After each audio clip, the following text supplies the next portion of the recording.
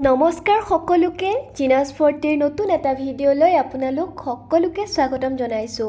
আজি হৈছে লক্ষ্মী পূজা আৰু এইবাৰ যিহেতু লক্ষ্মী পূজাত মই ঘৰত যাব পৰা নাই, গতিকে মই থকা বেংগলী ফেমিলিটোৰ লগতে মই এইবাৰ পূজা উদযাপন কৰিছোঁ আৰু তেওঁলোকৰ পূজাৰ নিয়মবোৰ চোৱাৰ মোৰ প্ৰথম সৌভাগ্য হৈছে। গতিকে আপোনালোকৰ লগতো মই এই অভিজ্ঞতা শ্বেয়াৰ কৰিব বিচাৰিছোঁ। আপোনালোকেও চাই যাওক তেওঁলোকৰ নিয়মবোৰনো কেনেকুৱা।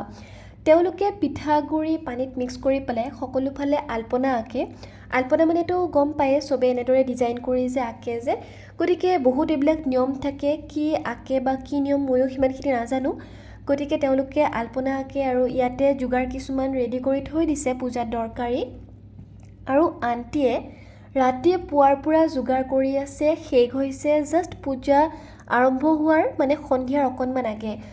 যোগাৰ মানে মই আপোনালোকক কি ক'ম, মানে মুড়িৰ পৰা আখৈৰ পৰা খিচিৰি, লুচি, চব্জি, ভাজি, লাড়ু, পিঠা, মানে কিমান কি ইমানবোৰ আইটেম মানে মোৰতো মনত নায়েই।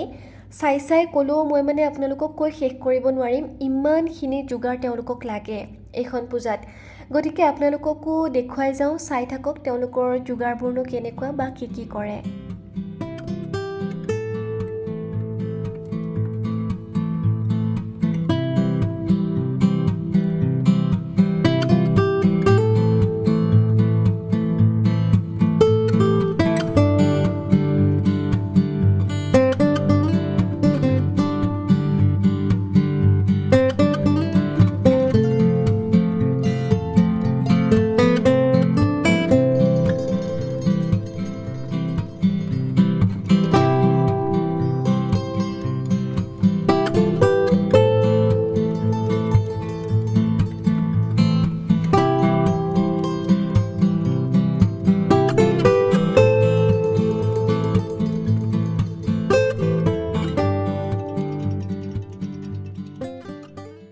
এতিয়া পূজা আৰম্ভ হৈ গ'ল আৰু পূজা কৰিছে এজন পূজাৰী আহি পেলাই। পূজাৰীয়ে পূজা কৰা লক্ষ্মী পূজা মই এইবাৰে প্ৰথম দেখিলোঁ। আমাৰ ফালে যিহেতু ফেমিলিৰ মেইন মহিলাগৰাকীয়ে এই লক্ষ্মী পূজাখন কৰে, কিন্তু ইয়াত এনেদৰে পূজাৰী আহি পেলাই পূজাখন কৰি দিয়ে।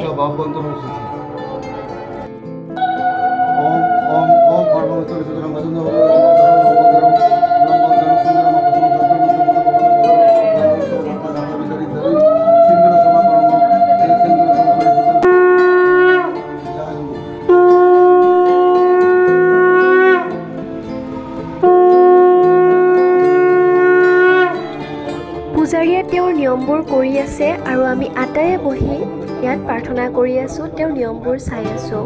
মই যিহেতু বহি আছিলোঁ, গতিকে মোকো অকণমান দেখুৱাই দিলোঁ এয়া তেওঁৰ নিয়মবোৰ। আৰু নিয়মবোৰো বাৰু আমাতকৈ বহুতে বেলেগ, তথাপিও মই যিহেতু প্ৰথমবাৰ মোৰ এই অভিজ্ঞতা, মোৰ পূজাখন কৰি বহুতে বেছি ভাল লাগিল।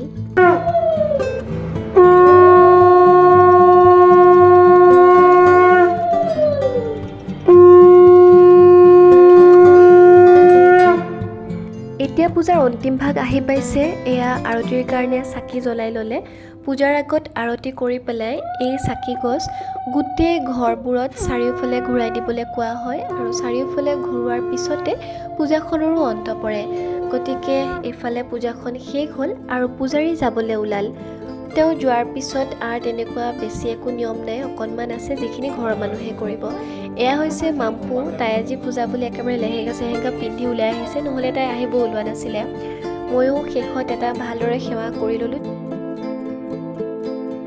একেবাৰে শেষৰ নিয়মটো হৈছে লক্ষী চৰিতখন পঢ়া, আৰু লক্ষী চৰিতখন আজি শৰ্মীয়ে পঢ়িবলৈ ল'লে। আজি হেনো তাইয়ে পঢ়ে, গতিকে এইখন পঢ়িলে তাই আৰু আমি বাকীবোৰে বহি পেলাই শুনি ল'লোঁ।